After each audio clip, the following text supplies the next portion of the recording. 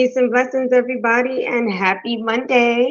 I am Asia Nasir, your favorite nonprofit strategist and founder of my consulting firm for nonprofits, Utopian Enterprise Business Solutions, and author of my newly released book, Nonprofit Doesn't Mean No Profit. I was just looking at the date today and I'm like, whoa, today's the 23rd. I'm like, this month is flying. So welcome to another week of, nonprofit content where I come every Monday to share with you new strategies in which to be able to help your nonprofit organization be able to do things more strategically, more efficiently, so that way you could truly fulfill your missions in real time. So today is no different. We're going to be sharing something.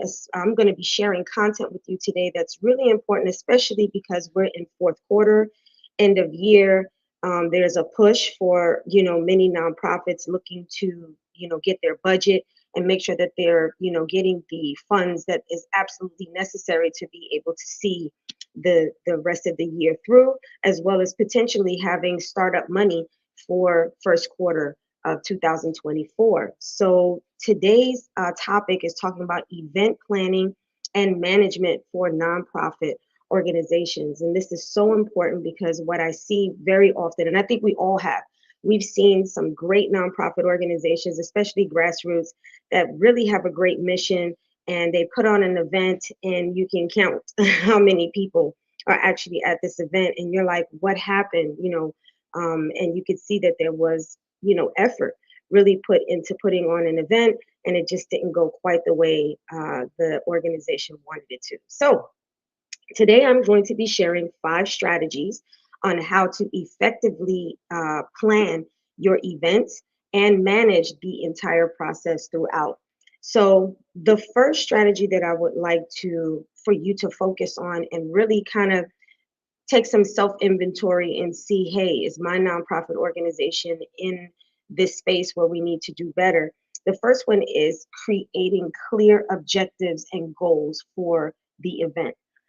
I think a lot of times in the founder's head or the executive director or whoever is starting it, maybe the whoever suggested it, they have this clear vision in their mind of what this event is going to be and why we're doing this event, and yet it's not articulated to everyone in the group in a way for everyone to understand and then customize this event for that. And so what I mean by that is, what is the objective of the and what's the goal of the event? Is it to raise money? So is this a fundraiser? Are we inviting people to come to this event with the objective and goal to raise money? Is this a grassroots startup nonprofit where the objective or the goal in creating this event is to bring awareness?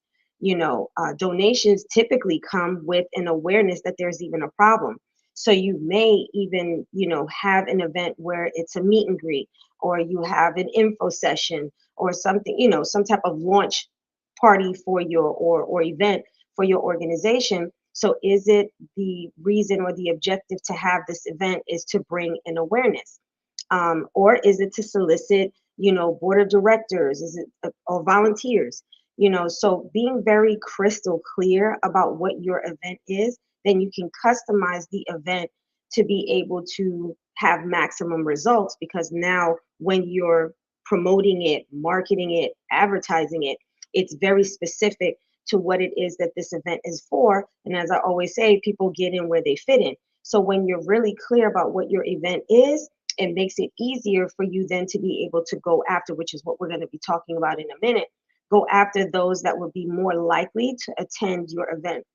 I personally have been to events where it looked like a circus. It's a lot going on here, and excuse me, not real clear as to what this event is for. Is this event to do this, that, or it's just like gumbo. It's just you just throw it all in the pot and whatever comes out of it. And those type of events typically do not do well, especially for nonprofits. People show up, they're like, okay, this is great, this is a lot, this is overwhelming. I'm gonna leave in about an hour, and they didn't benefit from it. Or they typically just don't show up for future events because of that first experience. So clear objectives and goals for your internal infrastructure and everyone working around it. And then as you promote and market, will be a very, very good strategy for you to be able to have a successful event. Strategy number two is, as I was mentioning before, when you're customizing, based off of the objectives and the goals, you need to know who your audience is. Who is your target audience for this event? If it's fundraising, are you looking to have corporate sponsors, at this event? Are you looking to have major donors at this event? Are you looking to have individual donors or political people in the community, people who are connected, things like that? Understanding who your target audience is so that way you can tailor your event to their preference and their interests. Some nonprofits, they will have various type of fundraiser events, such as a golfing event, and then they target that type of fundraiser to donors that typically like to go golfing. They're, sometimes big donors, corporate sponsorships. That's how they network, get to know each other, but they enjoy golfing. So they understand who their audience is, and then they tailor their fundraiser to that. So that way it will be more inviting, and you have possibly a higher increase of attendees along with engagement. Why? Because you created an event that was something that that they're interested in and that they enjoy. And on top of that, it's an opportunity for you now to present your organization for whatever the objective was to the attendees at your event. So really understanding your audience, if it's youth, if it's women, if it's men, if it's donors, really understanding, or elderly, really understanding who your audience is, and then catering your event to their preference and interest is strategy number two, because it's really going to be able to help you then when you market to your avatar, right? It's going to allow you then to be able to have more people saying, hey, I would like to attend that, because those are the things, or that's the type of event I would go to. So that's strategy number two.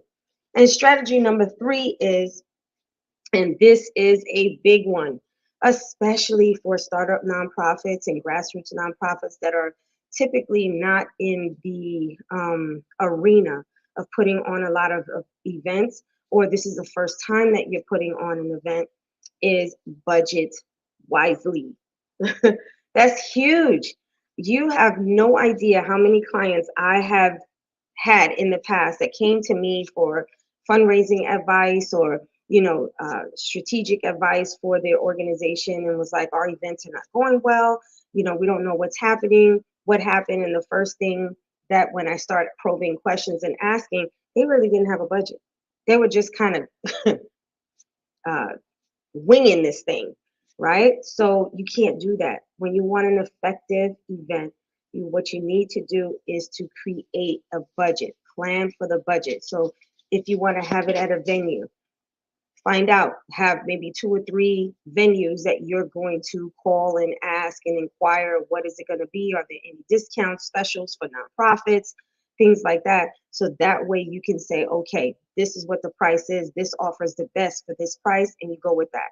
If you're going to be catering food, the same thing. What is that budget going to look like? If you're giving out awards and trophies, or whatever it is that you're giving away, what is the budget for it, right? So when you allocate funds to specific things, then it allows you to see exactly how much this is going to cost, and don't start promoting the event immediately. Try to get some, sponsorships, some donations, private donations that can actually secure the event. So for the venue, we have 60%, we have 70% of the money, or we have all of the money for our venue. So we know we're locked in, we're good. Now we just need to have more ticket sales, or we need to, whatever it is, again, going back to your objective and your goal, what is that for? And then you can cater to that as it relates to ticket sales, the price of the ticket sales. And that's another thing. If you do not budget wisely, you can create a price for people to come to your event, whether it's a fundraiser or something. You can create a price, but the price may not be enough to cover the expenses for the event. So you had this great event, but you couldn't cover the cost. And in most cases, you end up with a deficit because you did not budget wisely. So being able to know exactly what your budget is, now you can determine what's going to be the cost of this, what's going to be the cost of the ticket sales. Do we want to have a silent auction to generate more money if everyone doesn't purchase ticket sales? The other thing that you may want to consider when doing a budget is, and this is so important, and nonprofits skip on this, and that's in-kind donations. In-kind donations are invaluable. So instead of spending money, that may be an opportunity for you to partner with a company that is willing to provide the the things that you need for your event, so you don't have to spend it and it looks like a five-star event. This is something that you want to go to, but it did not cost your organization. But if you have a budget, you can then see the value in that in-kind donation to say, hey, this really put us over the top because we actually didn't have to fundraise for it, we didn't have to solicit funds for it, we were able to partner with someone, a company or organization that was able to provide those in-kind donations. So that is crucial when you're doing a budget. It's really important. So that's strategy number 3. Strategy number 4, and this is really important, is your marketing strategy. Do you even have one? I've seen, and I kind of chuckle, but it's really not funny because a lot of these nonprofit organizations have amazing missions, and without funds, their missions are not going to be able to be fulfilled. So being able to create an event that is going to solicit either people that's going to support your organization, volunteers, board of directors, bringing in awareness to the community, because again, as I mentioned in the onset of this video, is the only way people are going to be able to support your organization monetarily or through giving of their time is if they even know there's a problem. They even are aware that this is happening in their community. So having an awareness type event is extremely important because the donations are going to start coming in and the support is going to come in through that awareness. So strategy number 4 is marketing effectively. So if you know you have a gala, right? You want to put on a spring gala, or you want to put a end of year type of fundraising event. What you don't want to do is wait 3 months before a gala. Galas are extremely, what's the word that I'm looking for? It's very intricate. It's a lot of detail. You have to pay attention to detail. There's a lot that goes into putting on a fundraising gala. So with that, you don't want to market 2 months before the event. You want to start planning for that event and then giving yourself enough time to be able to get those corporate sponsorships, to be able to get the donations, and to be able to get tables that are more expensive, typically more expensive. You have to go to these banks and different foundations and different companies to be able to secure that type of funding for your event. So you don't want to wait until the last minute to be able to do that. If you have an awareness event, that's your objective, is to bring awareness that you're launching this nonprofit for the community, you don't want to tell people 2 weeks before the event. You want to give it time where you're reaching out to the community, engaging the community, and letting them know how important this event is and how it's going to impact them and how it's going to impact the next generation and how everyone benefits from coming to this event. You got to give yourself time. You got to pace that. And so what I always suggest is have an event planning committee, a committee that's dedicated to paying attention to the details that I just mentioned to ensure, and that's coming from your volunteer pool. We have some, volunteers in my nonprofit. They help tremendously when it comes to event planning. I'm not an event planner for my nonprofit organization. That's not my thing. I need to get someone who knows what they're doing, and then you delegate it to that committee where they take care of the details and they plan these things way in advance. So that way it streamlines the process. So when you're marketing for exactly, if you have 100 tickets and now you have only 60 tickets left, or you only have 40 tickets left, you can say that to build that momentum, that sense of urgency, like, hey, tickets are running out, limited time, come on and join us, benefit. You can share different things and really have like a marketing campaign for your event. But if you only post it up a few weeks before, that's going to be a problem. And social media is not the only avenue that you can use to market. If you are in the community, there's a lot of ways that you can do that, like community media. You know, they have the community section in every local newspaper and radio station. You can reach out to them, tell them that this is an event that's coming out. We're launching this new organization. We're putting on this event. So that's another way. Email blast to previous donors or family and friends, colleagues, your board of directors reaching out to their resources and their connections and letting them know. So social media is not the only way. It's a big piece to marketing nowadays, but remember the other ways that you can continue to do that to make sure that you are marketing effectively for your event and letting everyone know and following up. If you have people that said they're going to attend and they haven't RSVP'd or they haven't purchased their ticket, follow up with them. People get busy. People's sense of urgency is never the same as your sense of urgency for your organization. So sometimes you got to call back and you just got to say, hey, I noticed you haven't purchased your ticket yet. Ticket sales are going. We only have a few left. Would you like me to take that order for you, or would you like me to process your ticket sale for your event to secure your seat? Sometimes you have to do that to make sure that your marketing is effective. So that's strategy number 4. And then strategy number 5, I was alluding to it in strategy 4, but that's engage your volunteers. Volunteers are amazing when it comes to spreading the word. If they love your mission and they love the cause and they are championing this cause with you, engage your volunteers. A lot of times we go to our board of directors and that's where it stops. No, you make sure you go to your volunteers as well, because they have social media pages, they have friends, they have colleagues, and they're going to be a part of making this a successful event. So engage them as well to be able to get the word out, spread the word, and make sure that they are a part of what happens. And then make sure you thank them at the event, that they were a part of making this event successful.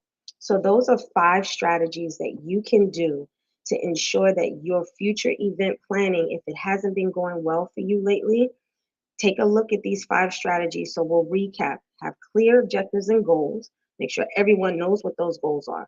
What is the objective of this event? Is this a fundraiser? Is this to bring awareness? Is this to solicit board members or volunteers? So that's strategy number 1, being clear. Then you can customize your event for that. Strategy number 2 is know your audience. Understand your audience and who you're targeting for this event, and then cater to their preferences and their interests to make sure you can increase your attendees as well as the engagement, because now you're doing something that they also enjoy, and it's not just for the organization, it's also for those that are attending to benefit and enjoy. Strategy number 3 is budget wisely. That's a big one. That actually should be like right under number 2, but budget wisely. Make sure that you have a budget, and make sure that you seek out in-kind donations whenever you can to be able to save, so that way you know exactly how much you want to price things for as it relates to your event. Strategy number 4 is effective promotion. Get it out there, get the word out there, but make sure you get it out there in a timely manner so people don't find out at the last minute and say, oh, I have a pre-engagement, can't attend your event. So you want to make sure that you're giving people enough time, and follow up with people that say they're going to attend and you don't see that they have RSVP'd or purchased their ticket. Make sure you follow up with them and make sure that they get it done. And number 5 is engage your volunteers.